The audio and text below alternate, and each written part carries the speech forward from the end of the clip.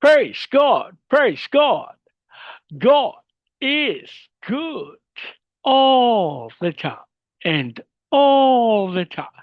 God is good. Praise God, praise God. Isang mapagpalang araw po sa bawat isa. Sa pagkakataong ito, tayo po ay dudulog, lalapit sa ating Diyos na buhay ng may pananampalataya na kung saan may dalawa o tatlo na nagkatipon sa kanyang ngalan. Naroon siya sa kanilang kalagitnaan. Sa araw na ito, tayo po ay dudulog sa Panginoon sa ngalan ng bayan ng Dumalag sa probinsya ng Capiz. Ating hihilingin na maitatag ang altar ng ating manunubos sa bayan ng Dumalag. May mudag sa atong mga kaigsuunan diha sa Visayas ug sa Mindanao. Bisan pa katong atong mga kaigsuunan nga naa sa Luzon ug sa laing nasod. Dalaygon ang Ginoo sa walay katapusan. Ang ating pong pagsambay mula sa Aklat ng Mga Awit, ika-80 kabanata, ang talata po ay 2. Ang iyong pag-ibig iyong ipadama sa angkan ni Ephraim, Manases at Benjamin. Sa taglay mong lakas kami ay iligtas, sa hirap ay tubusin. Ang iyong pag-ibig, iyong ipadama sa angkan ni Ephraim, Manases at Benjamin. Ang iyong pag-ibig,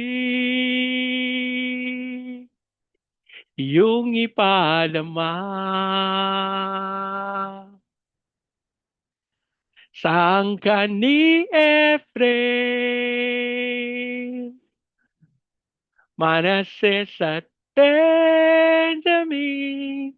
Sa taglay mong lakas, kami ay ligtas, sa hirap ay tubusin. Sa taglay mong lakas, kami ay ligtas, sa hirap ay tubusin. Ama naming Diyos na makapangyarihan sa lahat, kami po ay nagpapasalamat sa pagkakataon na minsan pang makadulog at makalapit sa iyong banal na harapan. Ama, kami po ay nagpapakumbaba, humihingi ng tawad sa lahat naming pagkakasala. Aming idinadalangin ng paglilinis ng banal na dugo sa lahat naming karumihan. At aming idinudulog sa iyo ang bayan ng Dumalag sa probinsya ng Capiz. Ang aming panalangin ang lahat ng altar at lahat ng kasunduan na ginawa sa bayan ng Dumalag nang hindi ayon sa pangalan ng aming manunubos ay mapawalang bisa sa pangalan ni Jesus.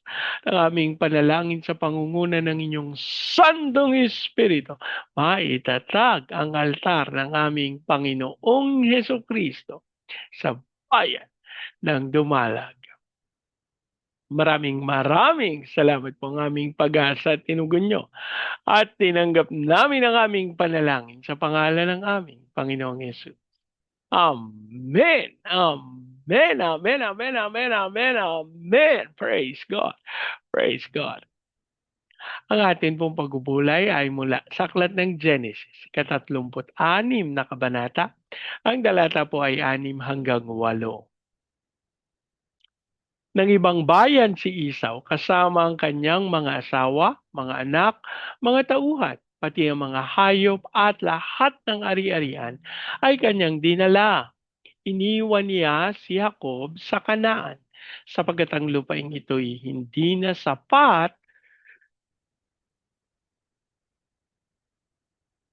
sa kanilang mga kawan. Sa Seir na nirahan si Isa. Ang Diyos po ang magpala ng kanyang buhay at makapangyarihang salita.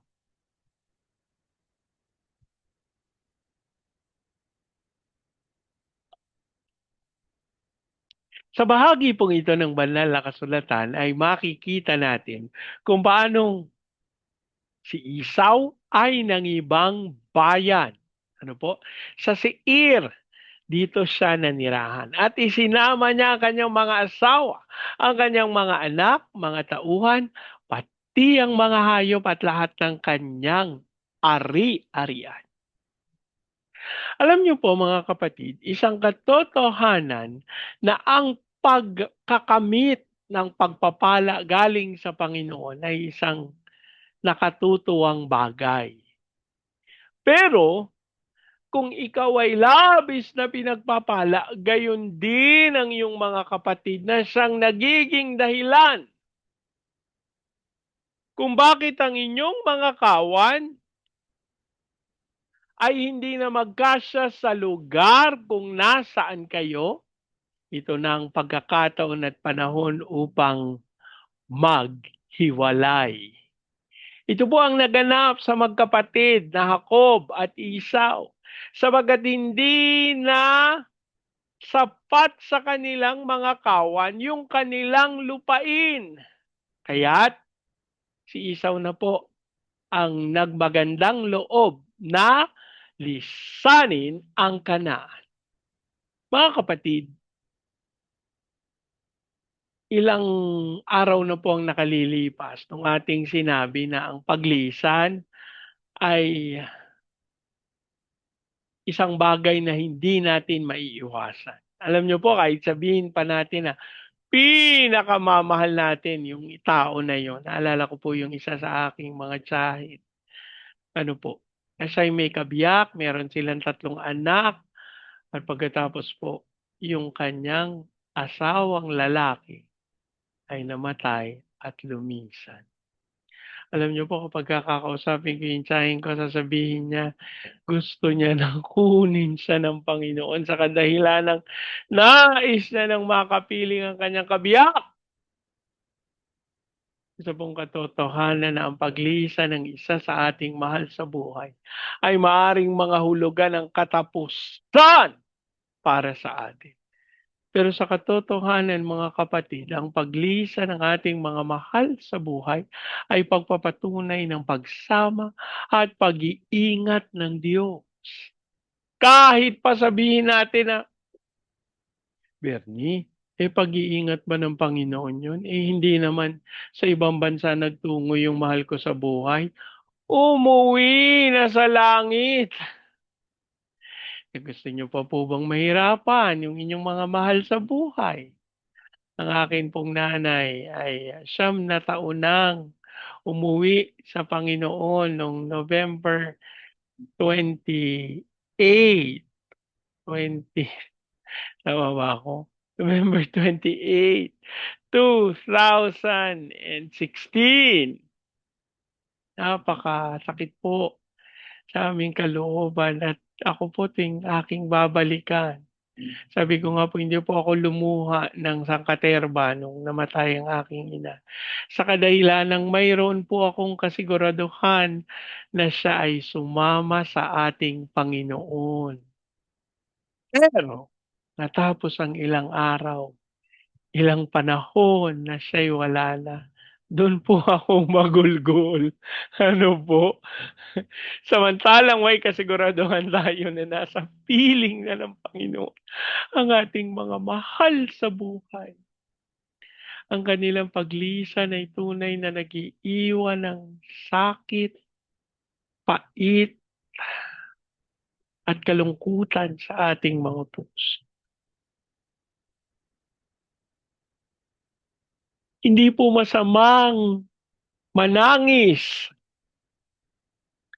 lalo na po at batid natin na hindi na babalik yung ating mahal sa buhay. Pero may kasiguraduhan po tayo na kung sila'y tumanggap sa ating Diyos bilang Panginoon at sariling tagapagligtas, makakapiling natin sila sa pagkakataong tayo naman ang kunin ng Panginoon.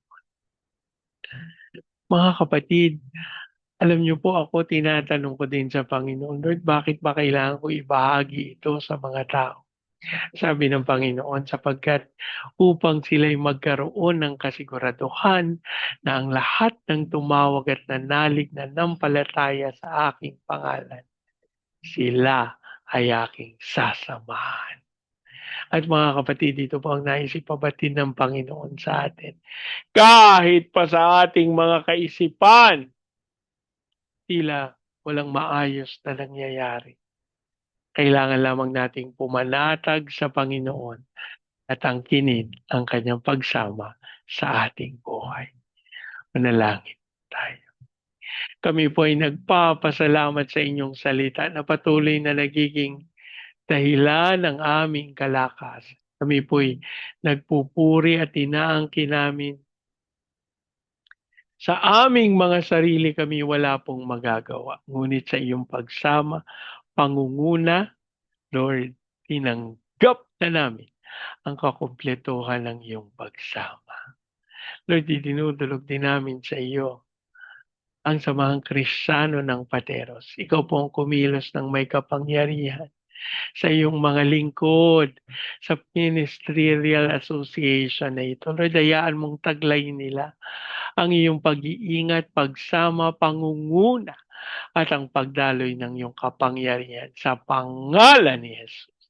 Aming panalangin, Lord, kung saan mo man tinawag ang pateros, kumilos ka ng may kapangyarihan at kanilang maranasan ang iyong pagsama. As we also pray, Panginoon, sa aming mga tagapanguna sa gobyerno, sa aming President Marcos, Vice President Duterte, sa Senado, Kongreso, Judiciary, Military, Police, local government, we declare the fear of the Lord na maghari sa aming gobyerno. At dasal namin na walang kasinungalingan ng kaaway ang manatiling nakatago, kundi kayo po ang gumawa ng paraan upang malantad ang katotohanan na tunay aming maangkin ang iyong dakilang kalooban. Amin din pong itinutulog sa iyo, Panginoon, ang lahat ng iyong mga anak, ang iyong mga misyonero sa iba't ibang panig na daigdig. Gabayan, samahan, ipagtanggol mo po sila. As we also pray for the fulfillment of your purposes sa Baguio City, Cagayan de Oro, Legazpi, Lipa, Manila, Pampanga, Pateros.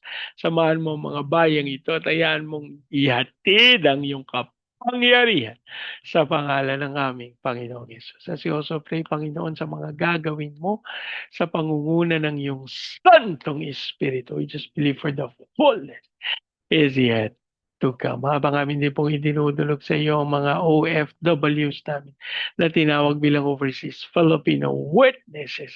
Pahintulot mo na sila, Panginoon, ay magkamit ng pagsama mo at maranasan nila ang pangunguna ng iyong Santong Espiritu. As we also pray for the fulfillment of your purposes, Panginoon. Sa bayan, Panginoon, nang dumalag sa probinsya ng Capiz, ang aming panalangin, ikaw po ang magdala ng iyong Santong Espiritu upang kumilos ng may kapangyarihan at umusbong ang pagsamba sa aming Panginoong Hesus Kristo sa bayan ng dumalag. Maraming salamat po. We declare the altar of the Lord Jesus Christ sa bayan ng dumalag. Maraming salamat po. As you also pray for the fulfillment of your purposes sa aming iglesia, Lord, you just believe the best is yet to come. As we also pray for Vietnam, Cambodia, Myanmar, Laos, Thailand, Malaysia, Singapore, Indonesia, Brunei, kilusan mo ng may kapangyarihan ang mga lingkod mong ito upang maganap at masunod ang dakila mong kalooban. As we also pray, Panginoon, sa kapangyarihan mo sa Hong Kong, Macau, Taiwan, kumilos ka ng may kapangyarihan sa Japan, South Korea, North Korea, China, Brazil, Russia. Lord, we just believe the fulfillment of your purposes sa aming pinakamamahal na bayan. Thank you, we love you, we claim our prayers in Jesus' name. Amen. Amen. Praise God. Praise God. Lagi po nating tatandaan sa anumang pagsubok, problema, kahirapan, sakit, karamdaman. Tayo dudulog, lalapit, tatawag sa Panginoon dahil sa Diyos walang imposible. Sa pagkakataong ito, yan niyo pong salitain ko ang basbas ng Panginoon sa inyo at sa inyong sambayan. I declare the everlasting love of the Father. I declare the unending blessings of the Son. I declare the sweet, sweet, sweet fellowship of the Holy Spirit now and forever. Declare this new house and lot with parking, with a new vehicle, and with a flourishing business. In Jesus' name, amen, amen, amen, amen, amen, amen, amen, amen. Praise God, praise God. Hanggang sa susunod po, sama-sama nating ideklara, Pilipinas, God bless you. Big time. And so we declare to God be all the glory in Jesus' name. Amen. Amen. Amen. Amen. Amen. Amen. Amen. Praise God. Praise God.